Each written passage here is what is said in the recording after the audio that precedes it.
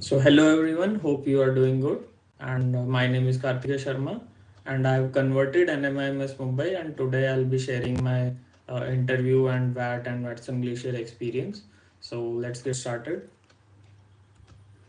So this video will be divided into 5 parts. First part I'll be sharing my NMAT score. Second I'll tell you about the written ability test, that is VAT. And third part is something new addition for this year, Watson Glacier test. ये last year तक ये नहीं था, लेकिन इस साल ये एक टेस्ट नया इंट्रोड्यूस हुआ है. And fourth part I will be telling about my interview experience and then the result. So before getting started, let's first look at the weightage of different components. So NMAT का weightage 50% था, जो कि थोड़ा change हुआ. Last year तक I guess ये 70% होता था, बट जो सारा चेंज हुआ है वो हुआ है वैटसन ग्लेशियर की वजह से. इसकी वेटेज ह्यूज है 20%, और ये नया टेस्ट है. मतलब किसी को पता नहीं था इस टेस्ट में आता क्या है, क्या होता है. इसी साल ये टेस्ट ऐड हुआ था और 20% वेटेज इसकी टेस्ट की थी. तो ये वेटेज है. बाकी वैट की 5% थी, पीआई की 10, अकैड्स की 5 एंड वर्केक्स की 10. बट जो वैटसन ग्लेशियर है उसकी अकेले की 20% थी, तो it has a huge weightage. अब से शायद ट्रेंड यही होगा, I don't know anything about that. So let's first look at my NMAT score. So 247 मेरा टोटल था, एंड सेक्शनल भी मेरे क्लियर ही थे. सो डाउट्स लोगों का ये रहता है कि अगर ओवरऑल क्लियर है और सेक्शनल कट ऑफ क्लियर नहीं है तो क्या कॉल आएगी. नहीं आती. You have to clear both. Sectional भी क्लियर करनी होती है और ओवरऑल भी क्लियर करनी होती है, तभी आपको NMIMS मुंबई से कॉल आएगी. एंड वैट रिटर्न एबिलिटी टेस्ट होता है the first at the day of interview. पहला टेस्ट यही होता है. दे विल बी आपको ग्रुप में as soon as you reach the Mumbai campus, आपको वहाँ मेन ऑडिटोरियम में बिठा के they will divide you into groups. उसके हिसाब से they will take you to computer labs. वहाँ पे फिर जाके आपको गूगल फॉर्म का एक लिंक आता है आपकी जीमेल आईडी पे. तो आपको जीमेल आईडी एक्सेसिबल रखनी होती है कि आपको पासवर्ड याद है और वो खुल जाए. तो आपको जीमेल ईमेल पे ही आपको वो लिंक आता है गूगल फॉर्म का. तो वहाँ पे आपको अपनी डिटेल्स फिल करके फिर अपना पैड शुरू करना होता है. 10 to 15 मिनट्स मिलते हैं. और टॉपिक जनरली सोशल ही रहता है. इस बार का जो मेरा था, आई थिंक कोविड से रिलेटेड टॉपिक था. कोविड एंड वुमेन की एम्प्लॉयमेंट से रिलेटेड सम टॉपिक था. तो जनरली टॉपिक ऐसे ही होते हैं, बट टॉपिक कोई भी आए यू हैव टू बेसिक्स आपको ध्यान रखने चाहिए कि आपका वैट अट्रैक्टिव कर. जो मैंने देखा था कि जो मेरे साथ जो बैठे थे लोग, उन्होंने जो गलतियाँ की थी, एक तो 300 वर्ड्स का अप्रॉक्स लिखना था. मतलब ऐसा कुछ मेंशन नहीं था, बट इट इज़ गुड कि 300.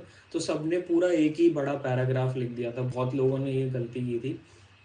तो वो देखने में भी अच्छा नहीं लगता. वो मतलब अगर इन्विजिलेटर उसको चेक भी करेगा तो उसको भी उतना वो अपीलिंग नहीं लगेगा.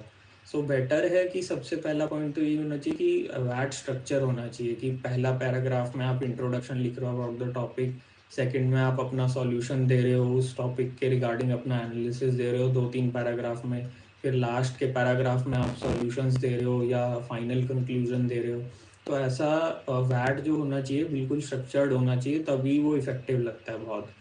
और दूसरी जो चीज़ है कि उसमें आप फैक्ट्स एंड फिगर्स लिखो. जैसे मेरा वुमेन और इस पे कोविड पे रिलेटेड था, तो मैंने उसमें वो मोर्टेलिटी रेट कोविड से जो हो रहा है, ये सब थोड़े बहुत जो फैक्ट्स एंड फिगर्स हैं, वुमेन का एम्प्लॉयमेंट रेशो क्या है एज़ कम्पेयर टू मैन, और ये डिस्क्रिमिनेशन कैसा, जेंडर इक्वालिटी, ये सब जो थोड़े बहुत मतलब फैक्ट्स एंड फिगर्स हैं. फिर कोविड से मतलब क्या इफेक्ट हुआ है मेन वर्सेस वुमेन, ऐसा थोड़ा कुछ भी आप फैक्ट्स एंड फिगर्स जो भी ला सकते हो, तो वो अपीलिंग लगता है वैट में थोड़ा. और स्ट्रक्चर्ड पैराग्राफ होना चाहिए. अवॉइड की पूरा एक ही पैराग्राफ में लिखना, वो अवॉइड करना चाहिए. So let's move on and talking about Watson glacier. तो ये नया टेस्ट था, लोगों को पता नहीं था कि इसमें क्या होगा, बट बेसिक ही था. मेरे हिसाब से तो बहुत इजी था. 30 मिनट मिले थे. मेरा आई गेस 7 to 8 मिनट्स में I was done with this. But मुझे ये लगा कि मैंने GMAT की प्रिपरेशन की हुई है, क्रिटिकल रीजनिंग की, तो उस वजह से मेरी स्पीड इसमें अच्छी थी.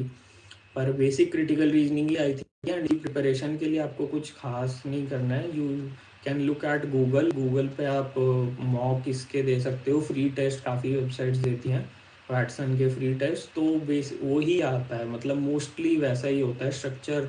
एक बार देख लो तो क्रिटिकल रीजनिंग बेसिक ही आती है, कोई ज़्यादा एडवांस लेवल की नहीं आती। और इजी ही था मेरे हिसाब से तो, क्योंकि मुझे याद है मेरा तो हो ही गया था जल्दी ऑलमोस्ट सबका ही। सिर्फ एक दो बच्चे थे जिन्होंने पूरा 30 मिनट्स लिया था।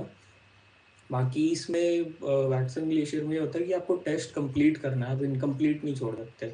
इनकम्प्लीट छोड़ा तो उसकी नेगेटिव मार्किंग बहुत ज़्यादा हो जाती है, कुछ ऐसा होता है। बट आपको गिवन 30 मिनट्स तो मैं मानता हूँ मोर देन इनफ है। 7-8 मिनट में ही ऑलमोस्ट 90% बैच का हो ही गया था।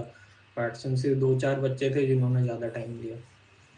सो now let's talk about the main part, personal interview. So इस बार का इंटरव्यू मुंबई कैंपस में ही हुआ था, वहाँ जाना था हमें। एंड जाके वहाँ ग्रुप्स में डिवाइड किया था, वही नॉर्मल प्रोसीजर जो होता है। और मेरा इंटरव्यू के बारे में मैं बताता हूँ। सो 15-20 मिनट्स तक चला ऑलमोस्ट, एंड 2 पैनलिस्ट थे। ऑलमोस्ट हर पैनल में 2 ही पैनलिस्ट थे, मेरे में एक मैम और एक सर थे। तो my interview was initiated by ma'am. So पहला जो लोगों को करना चाहिए इस कि अपना एसओपी ढंग से पढ़ के जाओ।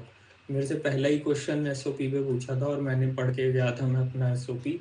सो पहला ही क्वेश्चन उन्होंने एसओपी से पूछा कि आप, मेरा वर्क एक्स एयरलाइंस में है, तो उसके बारे में उन्होंने पूछा कि आपने काम क्या किया था। तो मैंने उनको वो बताया। फिर उन्होंने पूछा कि वाई डिड यू लीव, तो मैंने वही बोला कोविड की वजह से वो इंडस्ट्री काफ़ी, मतलब मुझे अच्छी नहीं, ग्रोथ नहीं लग रही थी कोविड की वजह से। तो ऐसे मतलब मैंने अपने आंसर्स फ्रेम किए हुए थे। I knew with my work ex and my background कि मुझे क्या क्वेश्चंस एक्सपेक्टेड हैं, उस हिसाब से मैंने प्रिपेयर किया था। तो मेरा ये सेकंड वाला question, why did you leave your job, इसका आंसर सुन के शी वॉज वेरी हैप्पी कि मैंने पूरा इंडस्ट्री रिसर्च करके उनको बताया कि कोविड से वो लीस्ट मोस्ट अफेक्टेड है। फिर मैंने अपनी कंपनी का प्रॉफिट्स एंड अर्निंग्स भी बताया कि इतनी गिरी एंड ये सब इफेक्ट हुआ। तो आई थॉट कि इसको रिकवर होने में काफ़ी टाइम लगेगा, so best decision is to move away from this industry. So वो काफ़ी इम्प्रेस थे। So the small tip is यही कि फैक्ट्स एंड फिगर्स, आप अगर जैसे वर्क एक्स है आपका किसी कंपनी में हो, तो उस कंपनी की फाइनेंशियल रिपोर्ट थोड़ी सी जितनी आपको समझ आए, quarterly earnings, yearly earning, profit में है, लॉस में है, ये सब थोड़े छोटे मोटे फिगर्स आप दे बोल सकते हो इंटरव्यू में। सो इट लुक्स गुड, अच्छा इंप्रेशन। और फिर उन्होंने मुझको वर्क एक्स पे ही काफ़ी ग्रिल किया मैम ने। 2-3 क्वेश्चन थे मैं नहीं बता पाया था जो मुझे नहीं आते थे। बाकी जो भी नहीं आता था उसमें आपको उनको घुमाना नहीं है, just simply nod your head and say कि sorry ma'am, I am not able to recall. तो यही किया। एक दो क्वेश्चन मैं नहीं बता पाया था, बाकी ओवरऑल तो मेरा सही गया था इंटरव्यू। एंड देन फिर सर वाला पार्ट आया। तो सर ने मेरे को जनरली ग्रिल किया थोड़ा कि इतना आपके पास 3 इयर्स का वर्क एक्स है, तो अब MBA क्यों जाना चाहते हो। तो मैंने उसको ऐसे फ्रेम किया कि sir this work ex will prove advantageous when I do an MBA. I'll be able to relate more to the case studies in class and I'll be able to provide more input.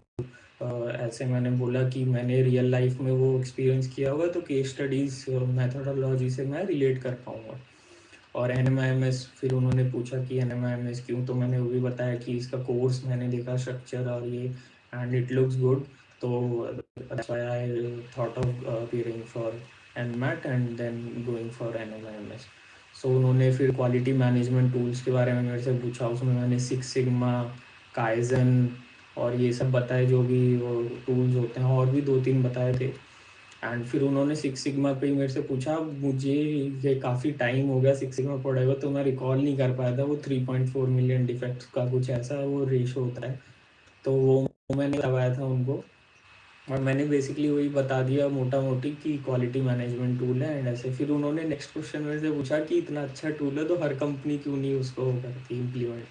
तो वहाँ थोड़ा मैं फंसा, पर मैंने 5 second का pause लिया, फिर मैंने आंसर करने का कोशिश किया कि एज द साइज इंक्रीजेज वो फिजिबल नहीं रहता कि हर जगह आप 6 सिग्मा वो लगाओ। बट वो सेटिस्फाइड नहीं थे उस आंसर से, वहाँ भी थोड़ा वो हुआ। बट ठीक है, ओवरऑल तो मेरा अच्छा ही था। फिर उन्होंने एक हेडलाइन पूछी न्यूज़पेपर से कि आज की हेडलाइन बताओ फिर उन्होंने कट किया मुझे and then he again asked me कि कौन सा न्यूज़पेपर पढ़ते हो। तो फिर मैंने बोला सर हिंदू पढ़ता हूँ। तो उन्होंने बोला why not times of India. तो मैंने बोला sir I like the editorial style and ये।